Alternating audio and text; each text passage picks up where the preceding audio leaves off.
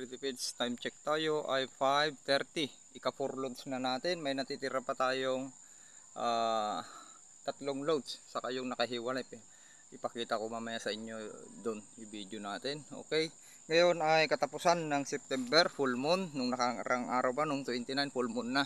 Okay. Yan yung magandang timingan nyo pag gumagamit kayo ng insecticide. Ay pagkatapos nyan full moon, mag-insecticide kayo dahil naglipa na yung mga kwan dyan, mga kalaban natin. Ayan na yung sitwasyon ng organic natin. Ayan, yung dose pala natin, rate natin ay 300 ml na lang, pero ito rate natin noon ay trinay natin yung 500 ml sa 10 liters ay okay pa rin, walang burn effect dahil nga organic yon at na-ferment na. Ngayon ise-set up natin ito para makita nyo pa rin yung pagpulyar natin. Doon sana natin ise-set up ang kapal na doon, oh. Yung demo natin doon, picture na lang natin sa susunod. Set up natin dito para makita nyo paano natin pulyarin ulit. Okay, dito na. Ayan, 20 by 20 cm itong organic natin mga ka-agri, ah. Ayan, 20 by 20 cm.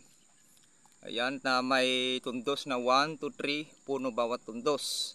Yung demo natin doon mayroon 1, 2, 3, 4, 5 at 10 na tundos. Doon natin malalaman bago mag-PI, magbibilang tayo kung ang i-experiment kasi natin doon, baka nagsasayang lang tayo ng binhi dahil napakamahal, lalo kung hybrid. Mayroon tayong demo doon, second generation. Papakinalan natin kung ilan ba yung talagang may ilalabas na suwi. Baka naman yung 10 tundos ay hindi naman makakain lahat, hindi nagpalabas ng suwi yung ibang puno. Baka naman paparehas na sa 2 to 3 puno bawat tundos. Halos paparehas na sila para makatipid tayo. Okay? Kaya nga agritipid tayo, gusto nating magtipid. Okay, ganyan na. Mukan natin at tara na. Dito na tayo magsimula pa ganun, tapos dadaan na lang tayo dyan para makita nyo. Hahaba yung kwan natin. Videos natin. Bilisan natin.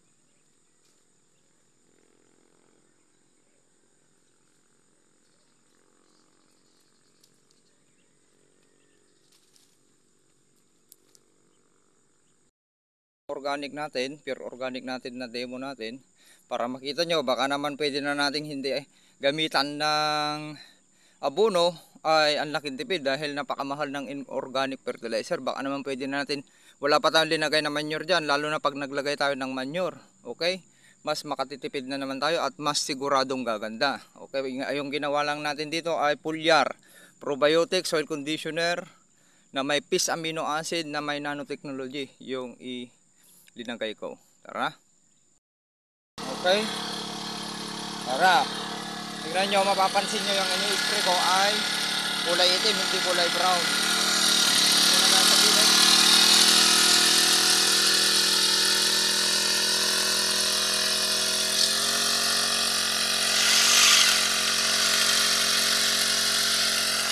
Ito, foliar and soil.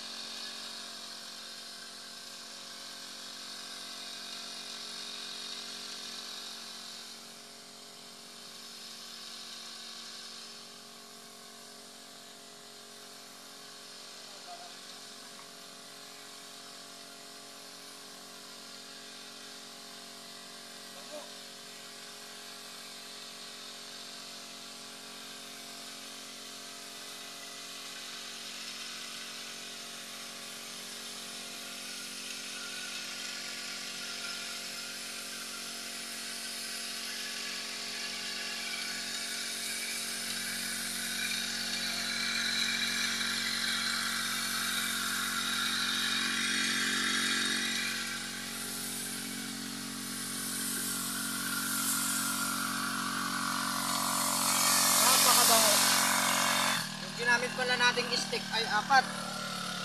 2.5 meters. 1, 2, 3. Tapos 3 hole. 4. Okay? Para doon sa demo.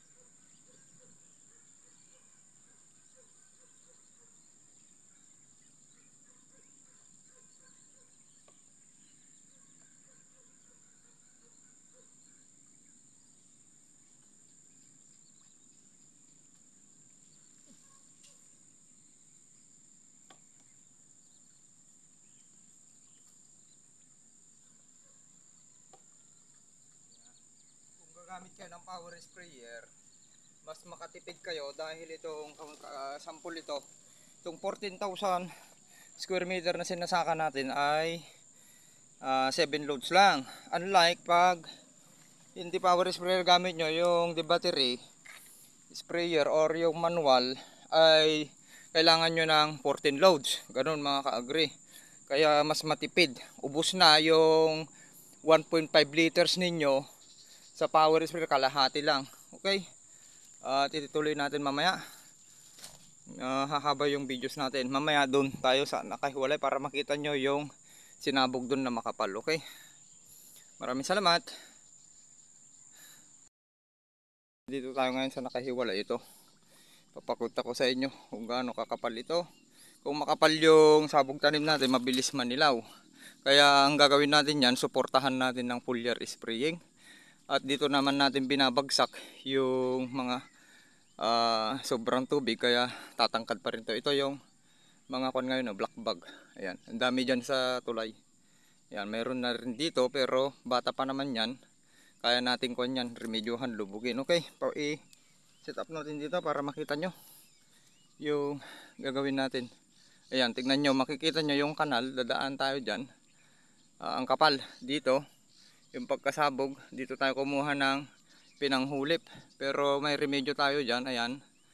Gagawan natin ng remedyo to. Dito lahat, itapon natin yung sobrang tubig. At kung makikita nyo mga ka-agree, ay wala yan tubig. Nag-drain ako nung nakarang araw pero may basa pa yan.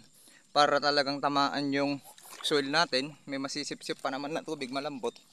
Para may time na kakapal pa yung ugat, lalalim. at mas mabilis sumipsip ng sustansya at pagdating ng ah, pag-uuhay ay mas maganda, mabuo natin hanggang ah, batok ng ating palay. Okay, mas matibay pa yung puno ng palay natin pag ganyan at pati dahon. Okay, hindi sakitin, hindi malambot.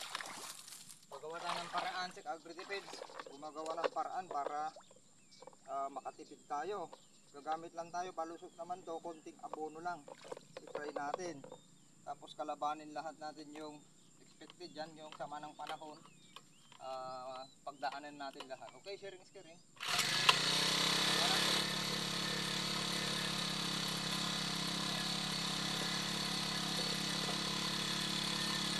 Dito tayo umaani ng malakas. Itong nakaiwalay na ito na dalawang pilit. Umaani tayo dito noon na 54 bags. Pero itong nakaraan ay wala. 29 lang ata yung nakuha dito. Dahil na nabagyong egay yung epidemic natin dito.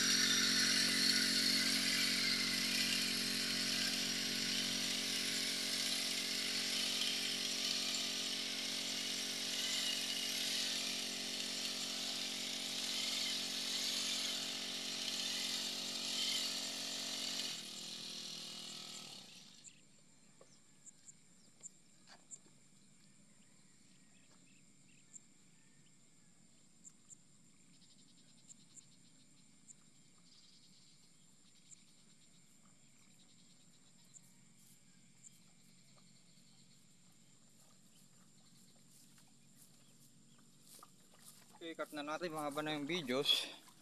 Nakaka-gray, sharing is caring.